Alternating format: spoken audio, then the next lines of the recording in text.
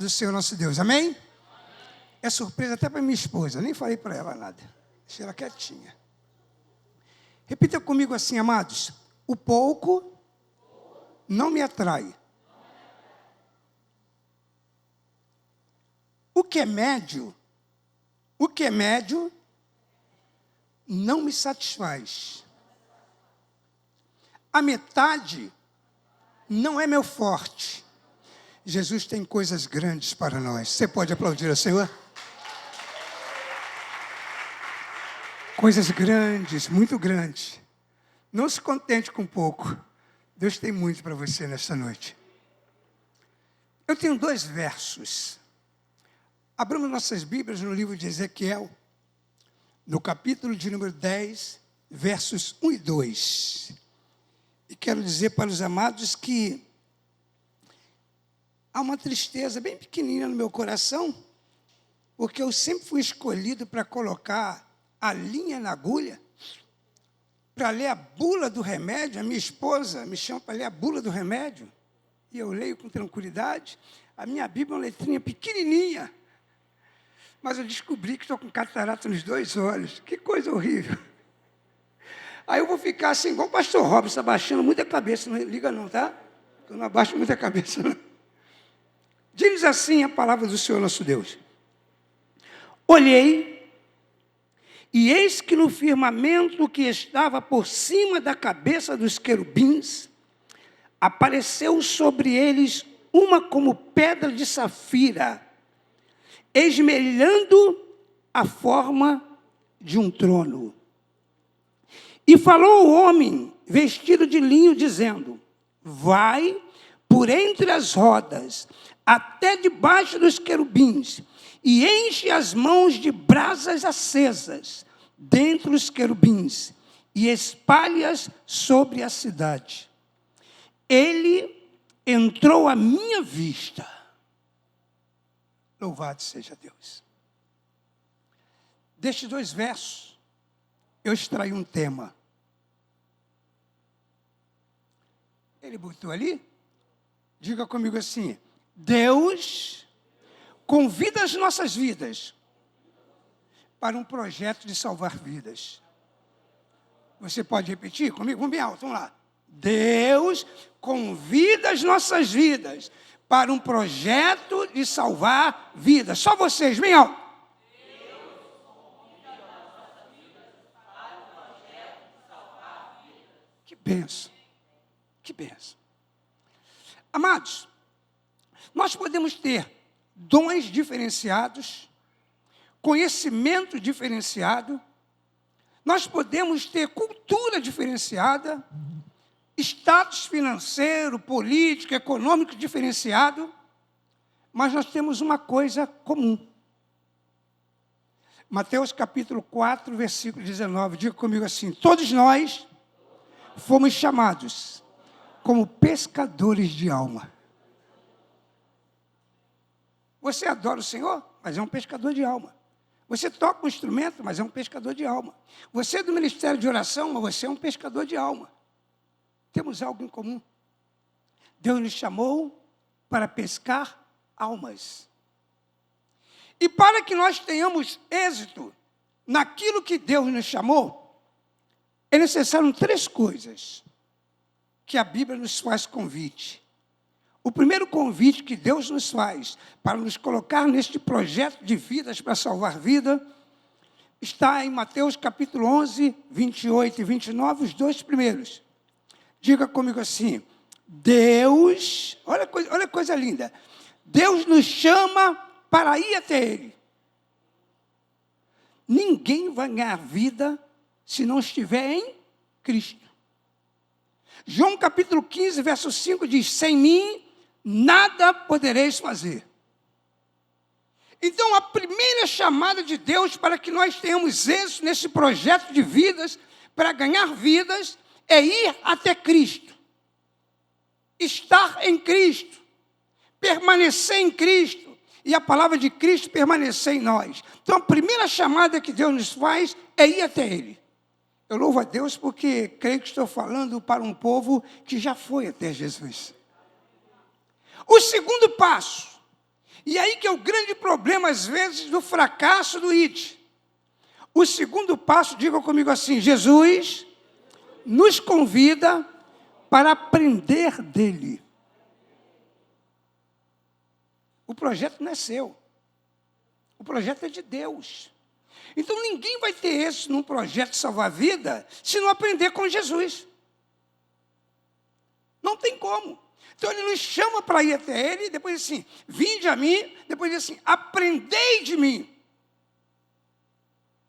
Aí, quando você aprende de Cristo, ele faz um convite para o ide. Ide após mim. Mateus capítulo de número 28, versículos 19 e 20. Marcos capítulo 16, 15 a 20. Aí agora é a hora do ide. Então, primeira coisa, nós precisamos ir até Cristo, nós precisamos aprender de Cristo, nós precisamos ir após o nosso Senhor Jesus Cristo. Então, nós que temos esse projeto, temos que entender uma coisa interessante que até foi pauta da espetacular mensagem do nosso pastor Domingo. Nós temos de entender uma coisa, não há nada novo debaixo do sol. Então, como eu vou fazer? Como é que eu vou ter um parâmetro para que eu possa ter isso nesse projeto para ganhar vida? Você tem que olhar o cunho histórico, pois tudo que aconteceu no passado é o que acontece no presente e acontecerá no futuro. Eclesiastes capítulo 1, verso de número 9 diz, não há nada novo debaixo do sol. Tudo o que foi, isso é o que haverá de ser. Não há novo. Tudo. Então, todas as vezes, lembra domingo, quando o pastor fez uma referência lá do tempo da arca, lá tinha a arca, hoje nós temos a arca que é a igreja. Tudo tem isso. Nós temos que pegar o referencial que está no passado, para que nós possamos ter êxito no presente. E eu quero fazer desse verso daqui que nós lemos, de Ezequiel, capítulo de número 10, versículo 1 e 2, um referencial para os nossos dias, porque senão não tem sentido. Tudo o que aconteceu no passado, acontece hoje no presente. Quando o pastor falou domingo acerca do projeto Arca e o projeto Igreja, estava dentro dessa simetria, dessa harmonia que tem que haver. E eu quero trazer uma outra hoje, que conduz à mesma situação. O que estava acontecendo neste tempo em que Ezequiel pronuncia esses versos? O que estava acontecendo é o que se encontra em Isaías, capítulo de número 1, versículo de número 5. Isaías, capítulo de número 1, versículo de número 5.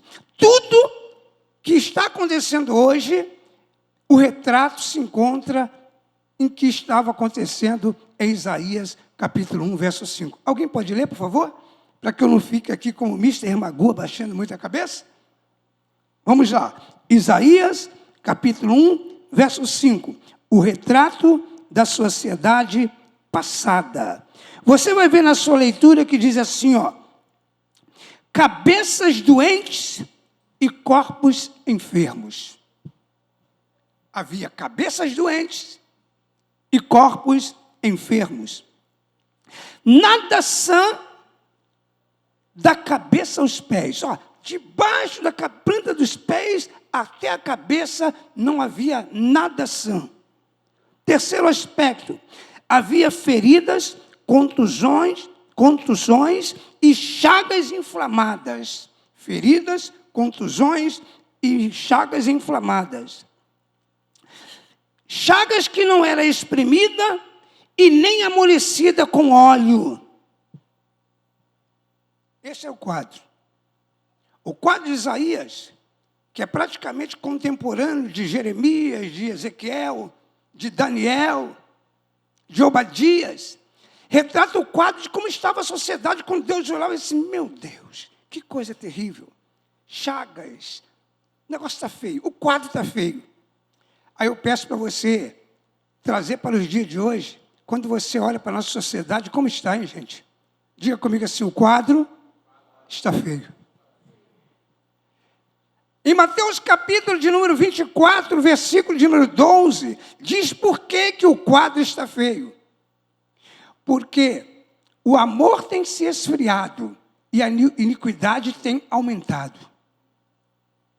A iniquidade aumenta e o amor esfria. Mediante a isso, o quadro que nós olhamos é um quadro de depravações, de imoralidades. A coisa está ficando feia. Tem um verso no livro de Isaías que diz assim: ai daquele que troca o amargo por doce. Estão trocando as bolas. E hoje, a pessoa honesta e sincera tem vergonha de ser honesta e sincera. Porque o mundo é um mundo de iniquidade, de maldade, de depravações, de roubo. Faz-me lembrar do que está escrito em Salmos capítulo 11, versículo de número 3, que foi detectado pelo grande rei Davi. Ele diz assim, ó: os fundamentos estão abalados. Estão ou não estão? Político, econômico, social. Está atingindo até as igrejas. Até o nosso arraial está sendo abalado pelas coisas que estão vindo de fora. Amados, hoje existem igrejas, coisas que nem se nomeavam no passado. O quadro não está fácil. Mas olha que coisa interessante para fazer o referencial do que foi e do que há de ser. O salmista, num salmo antagônico, ele diz assim, ó: já os fundamentos estão abalados, de um lado. Mas do outro lado diz assim: o que pode fazer o justo? Com isso eu trago para vocês algo que é imperioso dentro da palavra de Deus. Algo que é tremendo. Diz assim, ó, diga comigo assim: Deus sabe tudo o que está acontecendo. Mas Ele não faz nada entre os homens sem que seja usando os homens. Tem hora que eu falo assim: mas onde está Deus nessa hora? Deus não está vendo o que está acontecendo? Está. E eu vou provar dentro do desenvolvimento que Deus está nos sabendo de tudo. Ele está no controle de tudo. O leme nunca saiu das suas mãos. Ele está também com a mão no timoneiro. Ele é o timoneiro, mão no timão. Deus tem um controle de tudo. Nunca diz, mas onde está Deus? Deus está vendo tudo. Deus tem um controle de tudo. Mas aprove Deus, mesmo sendo soberano, te usar para o projeto. Então diga assim: sou eu que Deus está convidando para o seu projeto de salvar vidas. Você pode aplaudir o Senhor?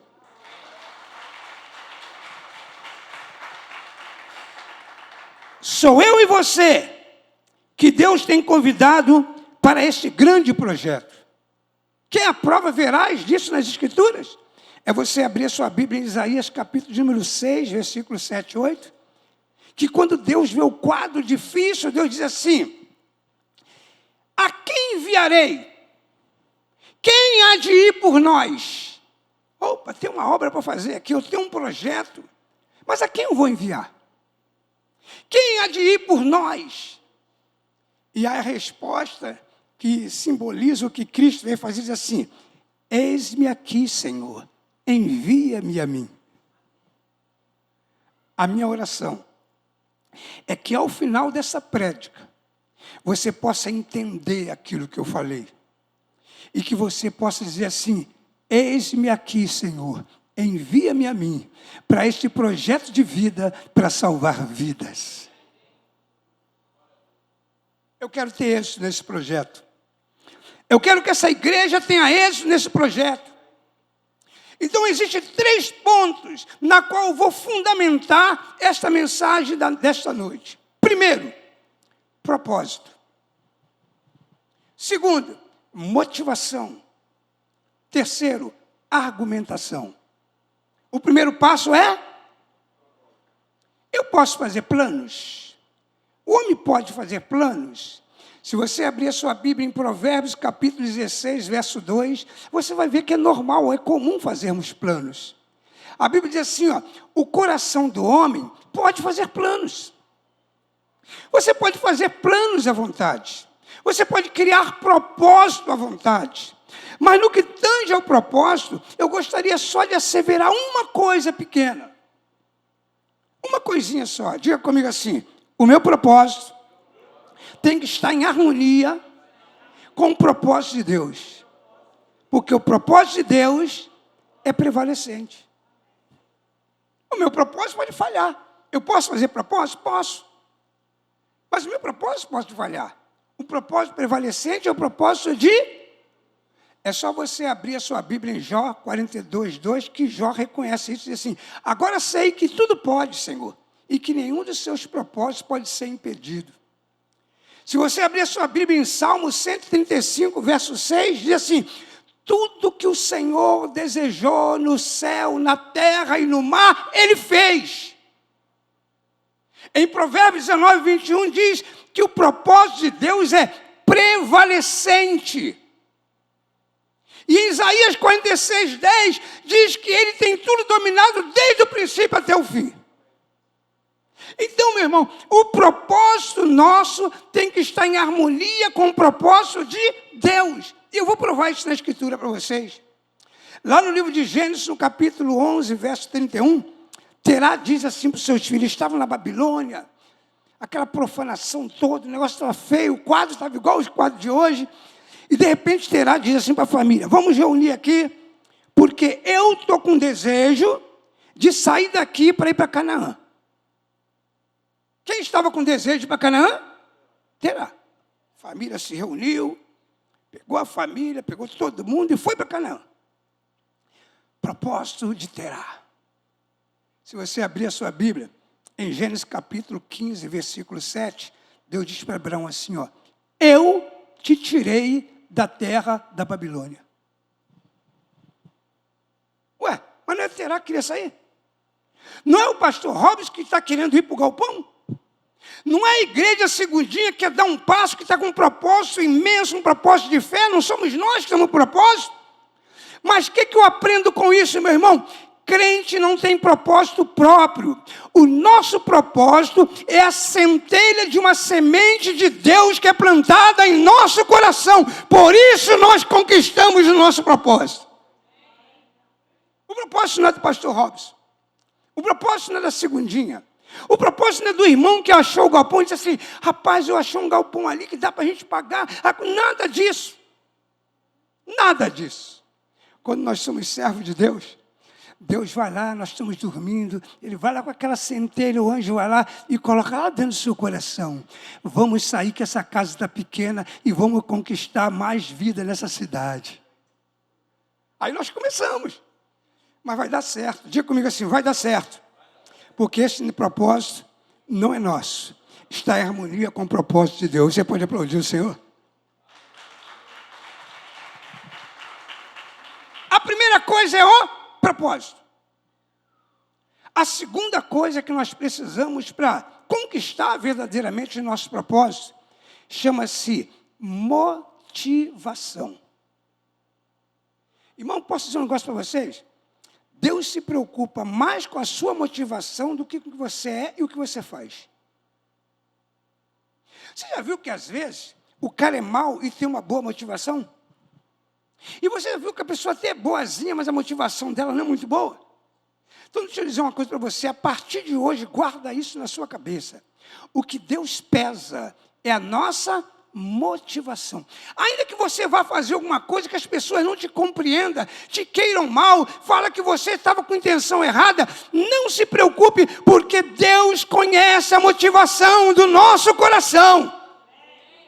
Em Provérbios capítulo 16, verso 2, depois de falar de propósito, é assim: porque Deus pesa a nossa motivação. Em alguma versão, sinonimiza a motivação como: Deus pesa a intenção do nosso espírito. Deus pesa aquilo que está dentro de nós, aquela vontade que nasce dentro de nós. É isso que Deus pesa. E às vezes você tem vontade de fazer uma coisa boa, você não consegue fazer, e as pessoas dizem que você falhou. Você não falhou nada, porque Deus olhou a sua intenção de coração. Uma certa vez, um discípulo meu na igreja falou assim: pastor, ora por mim, porque eu tenho um desejo de vender esse carro e dar meu carro para o Senhor. Ele não conseguiu vender o carro e não conseguimos dar o carro. Mas eu nunca esqueci que, para mim, ele me deu o carro. Para mim, ele me deu o carro. Porque a motivação, o propósito do coração dele era o quê? Me dar o carro. Eu já recebi esse carro. Estou orando para Deus dar o carro para ele. Mas o propósito do coração dele era isso: pastor, você não pode ficar sem carro. Ora por mim aí, que eu preciso comprar um carro para te dar o meu carro. Intenção de espírito é o que Deus prova. Bom, mas como na condição de pregador, Nós temos dois objetivos, pastor. O primeiro está em 1 Tessalonicenses 1,9. Quando eu prego para persuadir vocês. O que significa isso? Ao final da mensagem, eu terei êxito se eu fizer com que você creia naquilo que eu creio. Se você crê que o propósito tem que ter harmonia, que a motivação é a melhor coisa da vida, se no final você entender isso, eu te persuadi. Eu te fiz você crer naquilo que eu creio. O segundo propósito de uma mensagem se encontra em Atos capítulo de número 19, 18 a 20. É dissuadir. Qual a diferença de persuadir para dissuadir? Quando eu prego para você crer naquilo que eu creio. Mas a dissuasão vai um pouco além. Ela faz com que você deixe de crer naquilo que você cria antes. Ela te desmonta. Quer ver? Lá em Atos dos Apóstolos, tinha uns homens com livros de magia. A coisa estava terrível, estava o quadro de hoje. Quando Paulo pregou, irmãos, jogaram os livros para queimar. Queimaram os livros, jogaram tudo fora. Você já viu que você, às vezes, fala de Jesus para uma pessoa e a pessoa recebe Jesus, mas continua com o quadro de Maria, continua com São Jorge no peito. Você persuadiu ele. Você fez ele crer em Jesus, mas não fez ele deixar de crer naquilo que ele cria antes. Tem pessoas, irmãos, que é persuadido ao Evangelho, mas não foi dissuadido. Ela dançava nua, aí ela quer ser crente dançando nua. Ela vendia cachaça no bar, ela quer ser crente, mas tem um bar ali que ela vende a cachaça. Então ela foi persuadida a Cristo, mas ela não foi dissuadida a deixar as coisas lá de fora. Diga comigo assim, ó. Mais importante do que tirar Israel do Egito, bem mais alto, vamos lá. Mais importante do que tirar Israel do Egito é tirar o Egito de dentro de Israel. O governo tirou um montão de pessoas que estavam nas favelas, fez uns blocos lá em Copacabana, bonitinho, tudo maravilhoso. Pegou a turma da favela e levou para os blocos. Que maravilha, que bênção. Não passou um mês, os blocos estavam na janela, calcinha, sutiã, calça comprida, casaco, tudo pendurado na janela. Que coisa horrível. O governo tirou o povo da favela, mas não tirou a favela de dentro do povo. Deus quer tirar o Egito de dentro de você. E nada de você pode ficar no Egito, nem uma unha. Certa vez eu fui chamado para expulsar demônio na vida de uma moça. O nome dela era Fátima. E ela tinha um amante, que era o sobrinho do marido dela. Como ele era marinheiro, ele botou esse sobrinho para tomar conta da esposa. Botou um gavião no galinheiro. Ficava embarcado, o sobrinho conquistou a mulher dele e ficou com a mulher dele. Essa moça veio a se converter ao Evangelho através de nós. Ao se converter ao Evangelho, ela tinha dificuldade de parar de fumar e tinha dificuldade de parar de ser apaixonada pelo Moreirinha. Ela dizia, pastor, não tem jeito, eu sou apaixonado por ele, eu não tenho como viver sem ele. Ele é o ar que eu respiro. Eu falei, Jesus amado. E na igreja, querendo batizar, mas ela não conseguia esquecer o cara. Um dia, Deus me deu uma revelação em sonho. Eu sonhei que eu cheguei na casa da Fátima e dentro do guarda-roupa dela tinha um monstro. Um vento soprava que chegava a curvar as madeiras. Mas não saía, aquele barulho, aquele uivo e as madeiras que não saíam, mas não abria. Aí eu fui na casa dela. Chegando lá, eu falei assim, Fátima, você tem alguma coisa aí que é do Egito que está na sua casa?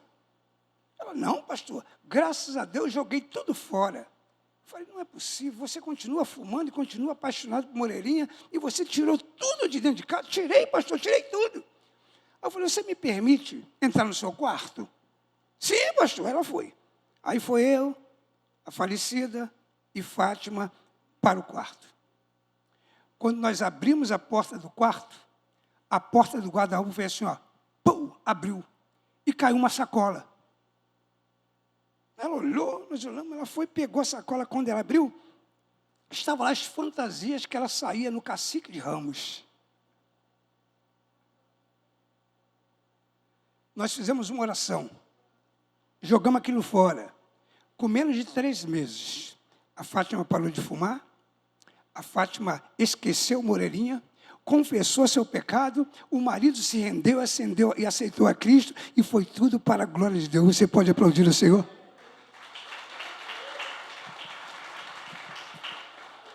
A nossa motivação, diga comigo, a minha motivação tem que ser para a glória de Deus.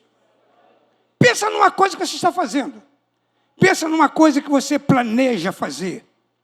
1 Coríntios capítulo 10, versículo 31 diz assim: quer comais, ou bebais, ou façais qualquer outra coisa, fazei tudo para a glória de Deus. Se não tem glória para Deus, sai fora. Se Deus não vai ser glorificado naquilo que você vai fazer, sai fora. A nossa motivação deve ser fazer tudo para a glória de Deus. E agora nós vamos para a argumentação. Pode, por favor, ler o verso de Ezequiel, capítulo de número 10, versículo de número 1. Você pode repetir a leitura para mim, por favor? Olhei e eis que no firmamento estava por cima da cabeça do querubim.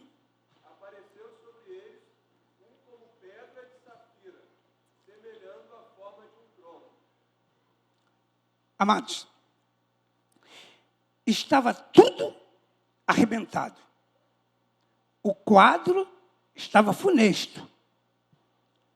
Diga comigo assim: Deus sabe de tudo que está acontecendo. Como eu vejo aqui? Você quer saber o que é pedra de safira? Abra sua Bíblia em Ezequiel 1, 26.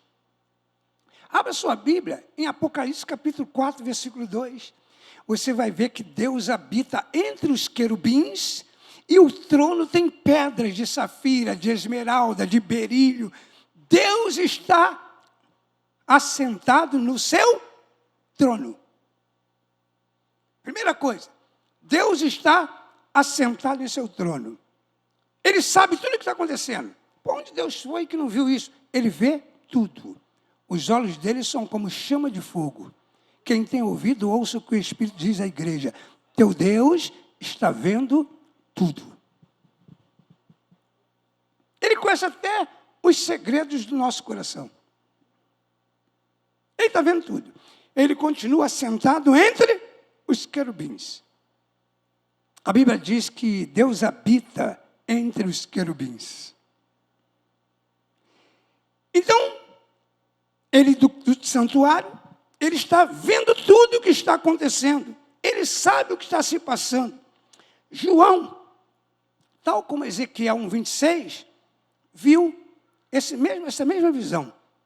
Deus assentado no trono. Olhei e eis que tinha um, como semelhante a um homem assentado no trono. Ezequiel só vê o trono. João já vê que tem Deus assentado no trono. E depois João vê que o que está sentado no trono recebe adoração. Se eu estivesse na Assembleia de Deus, eu dizia assim: tem glória para Deus aí? Tem glória para Deus? Ele está sentado no trono. E Ele sabe de tudo. Ele conhece tudo. Agora vai aquele princípio que eu disse para vocês. Diga comigo assim: mesmo Deus vendo tudo, conhecendo tudo e querendo fazer tudo, Ele te convida para o projeto. Aplauda o Senhor. Aplauda o Senhor, porque isso foi isso que meu pastor, mesmo Deus sendo altíssimo e soberano, Ele te convida para o projeto. Ele não quer fazer o projeto sozinho. Ele te convida. Vê se isso não acontece. O verso diz que o Deus que estava sentado e vendo tudo, ele convida ao homem. O verso 2 diz assim: falou ao homem. Vocês lembram a leitura que o pastor fez hoje? Gênesis 1. Diz o quê? No princípio criou Deus os céus e a... Muito bem. Céus e terra, lei de referência dupla, terra. Terra e homem, lei de referência dupla, homem. O homem é a coroa da criação de Deus. Aí quando você vê em Gênesis 1:26, ele criou tudo, mas entregou tudo nas mãos do... Crescei-vos, multiplicai-vos, enchei a terra, sujeitai-a e dominai-a. 5 é o número da responsabilidade divina. Daqui, homem. Salmo 116, verso 15, diz assim: os céus e os céus dos céus pertencem ao Senhor, mas a terra deu ele aos filhos dos homens. Vai lá, Adão. Cresça, multiplica, espalha na terra, sujeite a terra e domine a terra. Se você olhar em Gênesis 9:1, para Noé Deus diz assim: crescei-vos, multiplicai-vos e enchei a terra. Sujeição e domínio perdeu para o diabo. Aí o segundo Adão veio e devolveu a sujeição e o domínio para nós.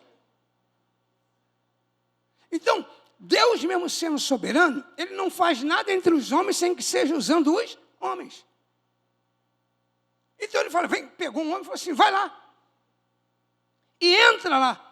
Olha o detalhe interessante do verso. Ele diz assim, vem, vai lá por trás dessa roda. Leia, meu pastor, que ele disse, o que esse homem tinha que fazer? Vamos lá, vem. Só me disse, ó, olha só, vem, vai por entre as rodas, vai, continua. Até debaixo dos querubins. Enche. E o quê? E eis que ele... Olha só, gente. Você viu quantos detalhes Deus dá? Aí me pergunta assim, pastor, o que significa esses detalhes? Faz a pergunta para mim. O que significa esses detalhes? Não sei. E sabe por que eu não sei? Há muitas coisas que está escrito na Bíblia que nós não sabemos. Então, dica para mim bem alta agora assim, ó. Coisas de Deus não se entende, se faz, se obedece. Não procure entender Deus, obedeça ao Senhor. Em João, no capítulo de número 16, versículo de número 12, Jesus diz assim, muitas coisas eu gostaria de vos ensinar agora, mas vocês não compreenderiam. Mas quando vier o Espírito, ele vos guiará em toda a verdade. Eu sei que muitas coisas você quer fazer, que Deus está falando para você, e você não entende. Muitas coisas Deus está te pedindo, Senhor, por que o Senhor está pedindo isso? Deus pede cada coisa louca. Deus disse para Jeremias assim, Jeremias, eu não quero que você case. Já pensou? Deus chegar para você e dizer assim, eu não quero que você case. Como é que vai entender um negócio desse? Sabe por que Deus não queria que Jeremias casasse? Porque Jeremias ia para o cativeiro, a Babilônia ia invadir. Já pensou Jeremias vendo a esposa dele sendo estuprada? A filha dele sendo estuprada? Os filhos sendo levados, vazados os olhos? Já pensou? Eu não quero que você case, que eu vou te livrar dessas coisas. Eu não quero que o meu profeta veja a morte dos filhos, não veja o que acontece, vai acontecer com as mulheres de Jerusalém. Eu não quero. Não case. É fácil de entender isso? Não case? Então vamos para Oséias. Oséias, vai lá e toma a mulher da prostituição e casa com ela. Ué, Jeremias não casa, Oséias casa com a mulher de prostituição? E aí, gente? Então guarde isso. Coisas de Deus não é para que nós entendamos. Coisa de Deus é para que nós obedeçamos. Aí diz o texto, e o moço foi à minha vista. Ele foi fazer tudo que Deus João 17, verso de número 4, diz assim: Pai, manifestei teu nome aos homens, concluindo a obra que me deste a fazer. Se você abrir a sua Bíblia em João, capítulo 5, verso 30, Jesus vai dizer assim, ó, a minha vontade é fazer a vontade daquele que me enviou. Se você abrir a sua Bíblia em Atos, capítulo 13, 22, no que concerne ao apóstolo Paulo, Davi, Deus diz assim, ó, achei Davi, um homem segundo o meu, que fará toda a minha. Você quer entrar nesse projeto? Você tem que ter propósito, você tem que ter motivação, você tem que ter obediência em tudo. Deus vai nos orientar, Deus vai usar bocas proféticas, nós vamos ser orientados por Deus, e nós temos que obedecer em tudo. Oxalá, que neste momento, se você entendeu a mensagem dessa noite, eu quero orar por você. Eu quero orar por aqueles que entenderam Deus falando, convocando Ele, a sua vida, para esse projeto de vida, e que Ele possa dizer assim, eis-me aqui, Senhor, envia-me a mim. Sábado, eis-me aqui. Quantos querem receber esta oração nesta noite? Para que Deus fortaleça a sua alma, te dê um bom propósito, uma boa motivação, te dê espírito de obediência, para que você possa falar como está tipificado que Jesus falou. Eis-me aqui, Senhor, envia-me a mim, para fazer toda a sua vontade. Eu quero orar por você. Aonde você está? Eu quero orar, venha depressa. Se você quer engajar nesse projeto, se você quer aceitar o convite de Deus que disse prontamente para nós, eu tenho um projeto de vida para salvar vida. Você quer entrar nesse projeto? Eu quero orar por você nessa noite. Louvado seja Deus. Se você está constrangido de vir aqui na frente, só dá um sinal que eu quero orar por você. Eu quero pedir a Deus que nos dê condição de que essa semente seja plantada em nosso coração, para que nós possamos pegar com força, sabendo que nós não somos coadjuvantes, nós somos protagonistas desse projeto de Deus. Curva a sua cabeça. Soberano, a tua palavra foi ministrada, o teu convite foi feito, e nós sabemos que muitas vidas, Senhor, estão se comprometendo de ser alistados nesta convocação de projeto de vidas para ganhar vida. Eu te peço que esteja sobre eles a tua palavra, que o Senhor neste projeto dê a eles a tua palavra, que o Senhor neste projeto dê a eles o teu poder, que o Senhor neste projeto dê a eles a tua unção, que o Senhor neste projeto dê a eles a plena convicção, que as pessoas fiquem maravilhadas com eles, quando ficaram maravilhados pelas palavras do Senhor e disseram, nunca ouvimos alguém falar como este homem. Que a tua unção de Atos 10, 38, que estava sobre Jesus de Nazaré, para operar milagres e maravilhas, esteja sobre a vida deles. Senhor, que haja palavra, que haja unção, que haja poder e que haja plena convicção, tal como Paulo, quando pregou ao rei Agripa, capítulo 26 do livro de Atos. Ao término da mensagem, o rei Agripa disse para Paulo, faltou um pouquinho só, para que você pudesse me convencer a também ser um seguidor desse Cristo. Eu não quero saber quanto faltou, se é muito ou pouco, mas eu peço a Deus que o Espírito de Deus venha preencher aquilo que faltou, e você saia daqui hoje, cheio do poder de Deus, cheio da sua unção, cheio da sua palavra e cheio da sua convicção. Aplauda o Senhor, louvado seja o seu nome.